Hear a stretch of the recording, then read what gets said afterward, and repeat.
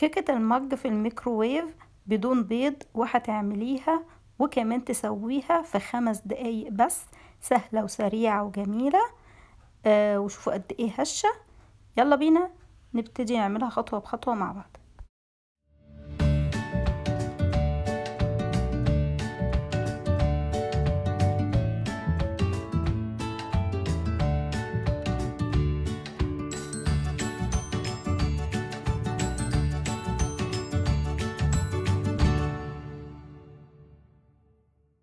السلام عليكم ورحمة الله، وأهلا وسهلا بحضراتكم في مطبخ نوجة للأكل العالمي. يا رب تكونوا كويسين وفي أحسن حال.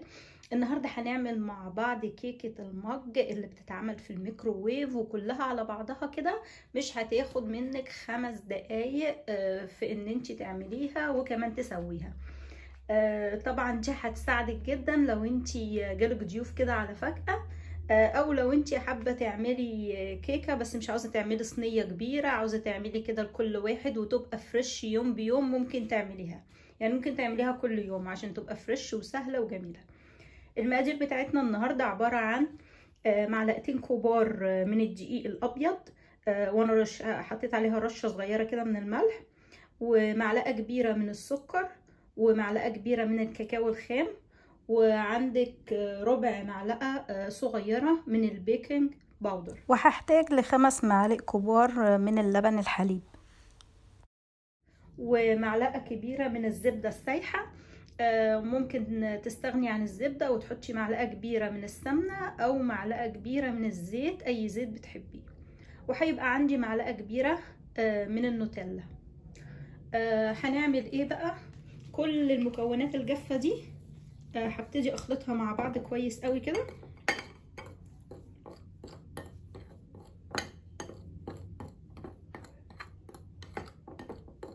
وبعدين هبتدي اضيف الزبدة بتاعتي السايحة، وبعدين هضيف اللبن الحليب، وبعدين كل ده هقلبه مع بعض لحد لما تتكون العجينة بتاعتي بتاعة الكيكة. ده شكل عجينة الكيك بعد لما خلطتها كلها ببعض اهي. طبعا اللبن لو حسيتي ان هي لسه ما وصلتش للقوام ده ممكن تزودي اللبن شوية. بعد كده هجيب مج. المج ده لازم يكون مكتوب عليه كده من تحت ان هو ممكن تستعمليه في الميكروويف، لان انتي لو ما كانش مخصص للميكروويف ممكن يفرقع جوه ويعمل مشاكل، فخلي بالكم من النقطة دي، نقطة مهمة قوي. هجيب نص كمية العجينة بتاعت الكيكة وهبتدي احطها كده في المج،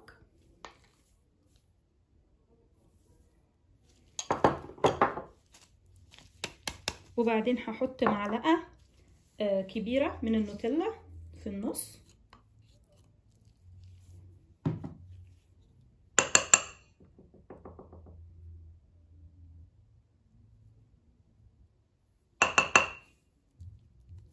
وبعدين هحط النص التاني من عجينة الكيكة، وبعدين بعد كده هروح احطها في الميكروويف لمدة 50 ثانية. لازم يبقوا 50 ثانية بالظبط، ما تزوديش ولا تنقصي، لان انت عارفة ان الميكروويف ثانية واحدة بتفرق فيه لحد لما تستوي. وبعدين هرجع لكم تاني. ده شكل كيكة المج بعد لما خلصت بعد 50 ثانية. بصوا شكلها حلو قوي، وكمان ممكن تزينيها كده بشوية من المكسرات وشوية من السبرينكلز. وممكن اوريكم كمان شكلها من جوه عامل ازاي، هش قوي، وكيكة عادية خالص خالص. بصوا هشة جدا جدا، شكلها حلو قوي. اتمنى ان شاء الله ان الطريقه دي تعجبكم وتجربوها وقولوا لي في التعليقات. ويا ريت بقى لايك للفيديو، وكمان تشتركوا في القناه عشان تتفرجوا على اكتر من 400 فيديو لاكلات جديده وسهله من مطبخ نوجة العالمي. واشوفكم في فيديو جديد، وسلام عليكم.